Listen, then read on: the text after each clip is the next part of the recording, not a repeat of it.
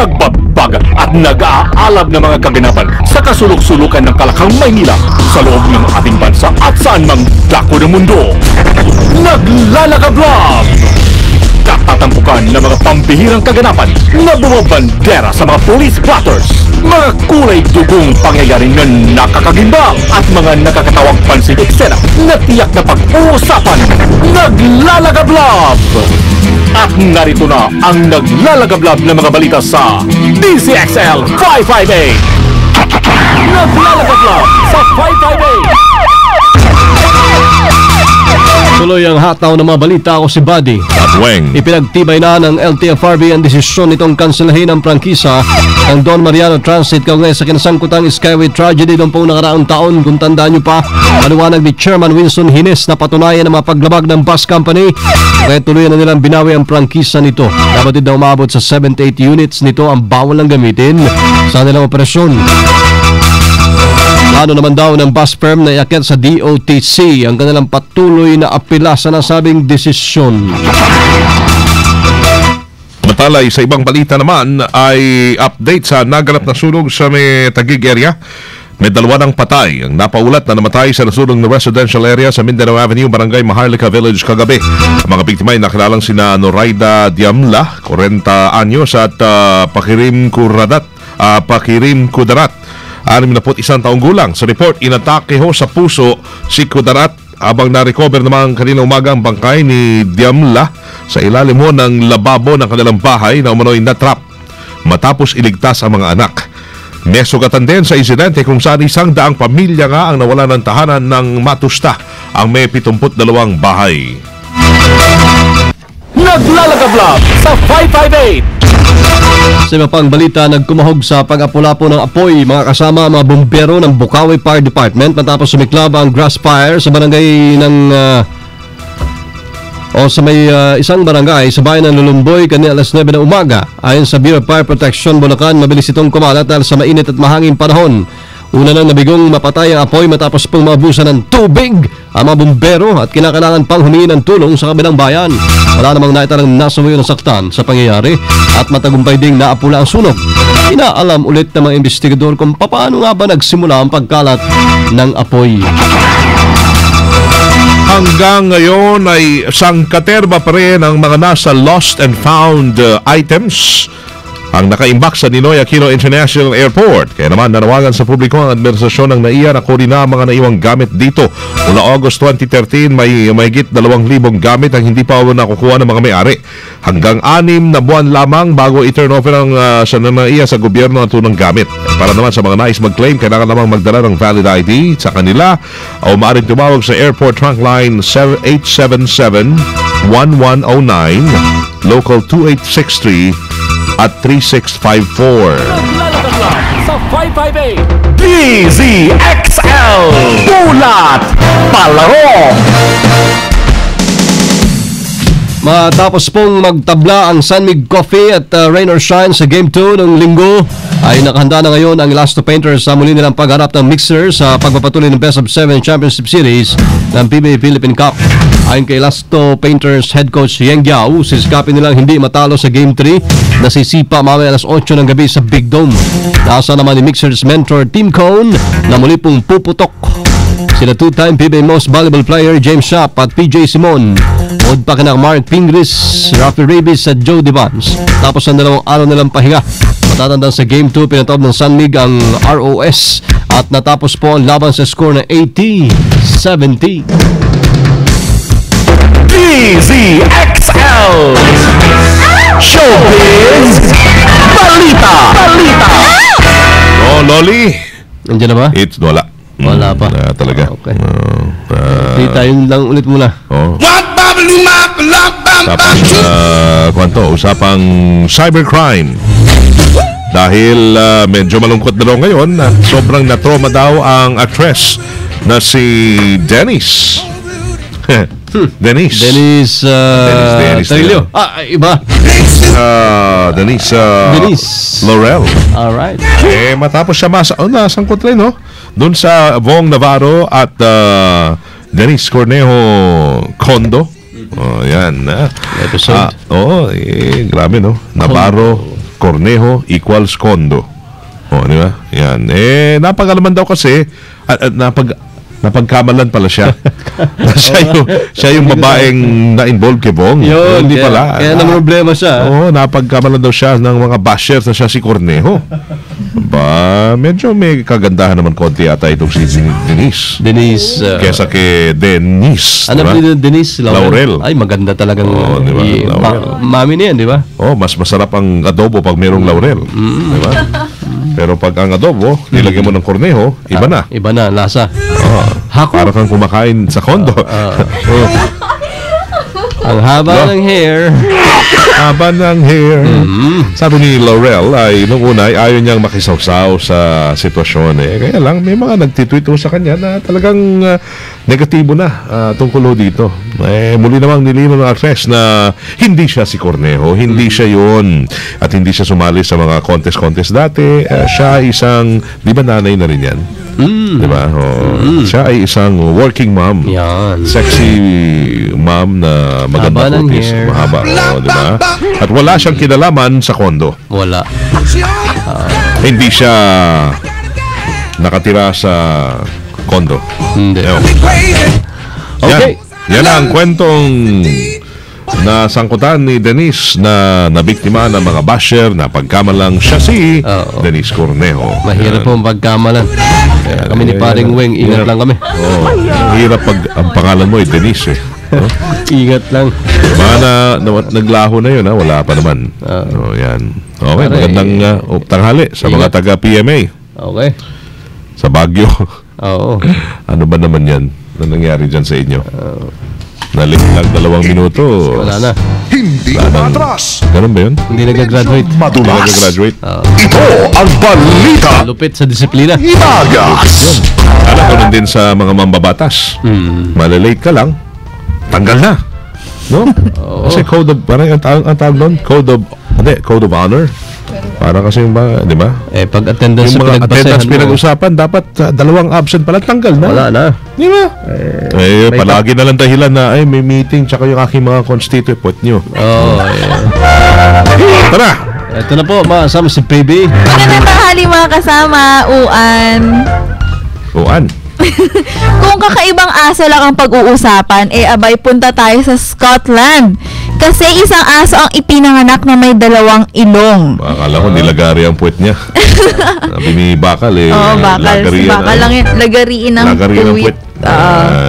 Pinangalanan nitong Snuffles, isang uri ng aso na Belgian Shepherd at kasalukuyang nasa pangangalaga ng Dog Trust Rehoming Center. Dating Diesel ang kanyang pangalan dahil dati na siyang nagkaroon ng 4 na tahanan. Pero dahil sa kanyang kakaibang kondisyon, pinaampon ito ng mga naging amo niya.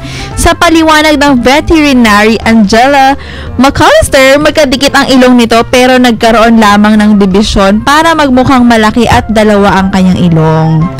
Ayun, wala lang akong litrato niya pero ang kanyang ilong ay nagmukhang napakalaki dahil nga may 2 magkadikit na ilong. Maswerte yan kung malaking ilong. Pero mo, 4 yung ilong niya. Ngayon taon. 2 lang. 2. Ganda. Ayun lang. Matalas ang pangamoy. Oo, sigurado yan. Ayos. Yan. At yan po ang balitang pahimagas kay BCXL Sinwon Chongsen Washer Phoebe Tatak Armen. Kala ko may Wala. hihinging kampayo kay Baby Oo nga pala. No? Naman. sa pagmamahal. Di ba? Ako, marami akong natutunan the other day. Yung Kahapon. Sa question and answer. Akala ko nga may Nanalo na ba?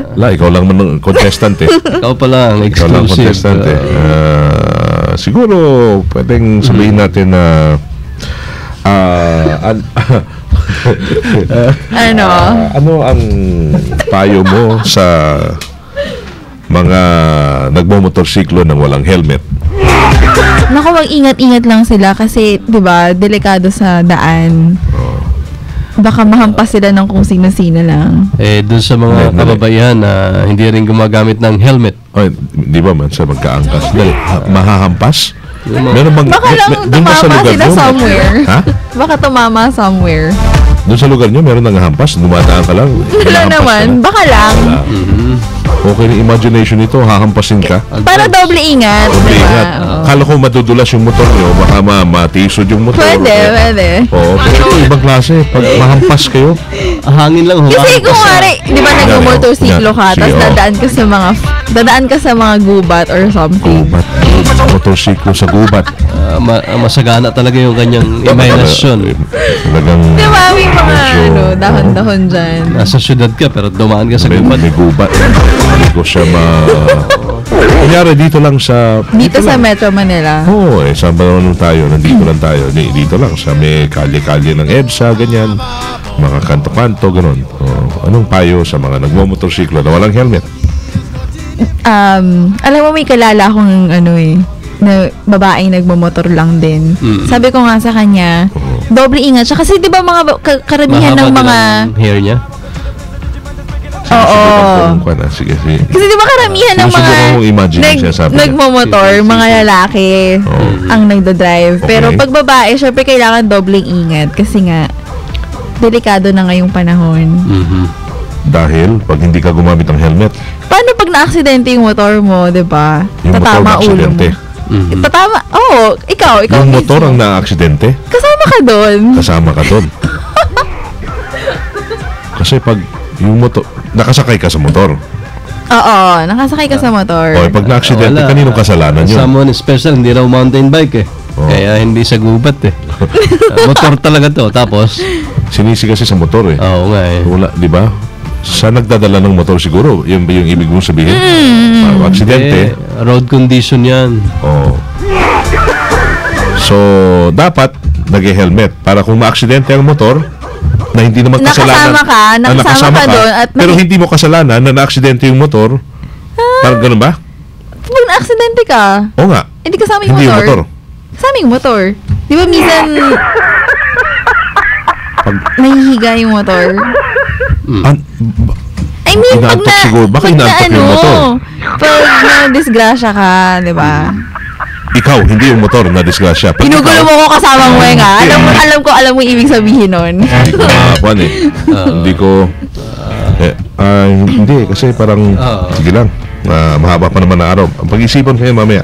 Sige, salamat for your answer in the question and answer day 2. Thank you very much for Day that two. very wonderful question. Alright. So, expect Thank you. more question tomorrow. On day 3. Day 3. Yeah, sa Okay, ating okay. I'll pagpapatuloy prepare pa rin for that. ang ating pageant na... ang title ng pageant na to na... Nag-i- Working title para Oo, yung... Only you, pageant. Yun. Only you. Only you. Sige. At Kasi- yan po ang balitang panghimagas kan DZXL Sinwon Chongsen Washer Phoebe Tatak Armen. Dapat ang ginagamit mo. Thanks, baby. Ang cute naman yan. Pag Siguradong motorsiklo, para protektado ang protektado iyong ka, ulo. ang helmet mo. May makikita ka pa ba niyan? Ay, nandyan naman, nakalabas yung kwan mo. Tinan mo yung helmet. O, laki, no? Kaya, Ano ba yan? Ginamit niya? ha? Helmet talaga. Helmet talaga, pero laki-laki. Sobrang triple sa laki ng ulo. So, protektado, pati ultimo, buhok niya, kasama. Laki, no? Bubble na lang ang gamitin natin. Para pag gulong nyo, okay lang. Talbog. Pero tandaan nyo, pag kayo na-aksidente, huwag nyo sisihin ang motor. Pwede yung sisihin Ito ng... lang sisi mo, sarili mo. Pwede mo? Road condition. Road condition. Traffic enforcer. O yan, pwede. Yan. Pero yung motor daw, wag daw. Wag. Kasi kahit na may problema yung motor, dapat yun i-check mo. Di ba? Kaya nga, bago lumarga, checkin muna ang may kwan yun eh. May mga... Okay, thank you. Thank you, Miss... America, hindi. Miss... Principal. Saan yun? Sa... California? California. San Francisco. Yeah. Sa Sanfo. Sa hiligo talaga natin mga Pinoy magkape. Kaya huwag kalimutan, hindi ulat ng kape. May sinasabi, ang Jim's Coffee, ito po yung kapeng pangkalusugan na talagang gawang Pinoy. Dahil sa bawat higop ng Jim's Coffee, kalusugay sagot. Dahil sinangkapan ito ng iba't ibang herbs na maganda sa ating kalusugan. Tulad ng ginseng na nagpapalakas sa ating resistensya. May agaricus mushroom na antioxidant at panlaban sa cancer. Spirulina na mayaman naman sa protein at ganoderma na nagpapababawa ng blood pressure. Kaya ang Jim's Coffee, di lang basta kape. Jim's Coffee Coffee, kakaiba ka sa lahat. Available ho sa lahat ng leading drugstores, groceries, and supermarkets nationwide. Thank you, Emil, LV. And kamusta? Mga onliners, thank you. Sa mga nasa bahayers ngayon, sa mga... Ingaters ko. Oo. Ingaters. Yan, mga nakikinig sa mga tinda-tindahan ngayon, tanghali. Yan, magandang tanghali ho. Ingat ho kayo palagi. Enjoy your pananghalian. Dire-diretsong naglalagablab na balitang tatak RMN. Yung pong napaigan sa DCXL 558. Ay, tanghali ho ng Miyerkules na, Pebrero 19, 2014. Kasama nyo sa serbisyo publiko from the province of Occidental Mindoro. Mabuhay. Ako si Buddy Opera. At from the city of Zambo, ang inyong primo hermano, Weng de la Peña. Kayo po lahat dito sa DCXLI Tatak RMN.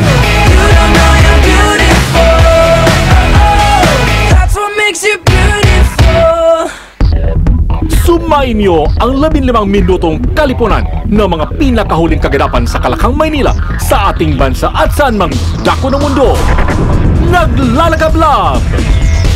Dito lamang sa Unang Pihit, DZXL 558, ang bagong kasama mo.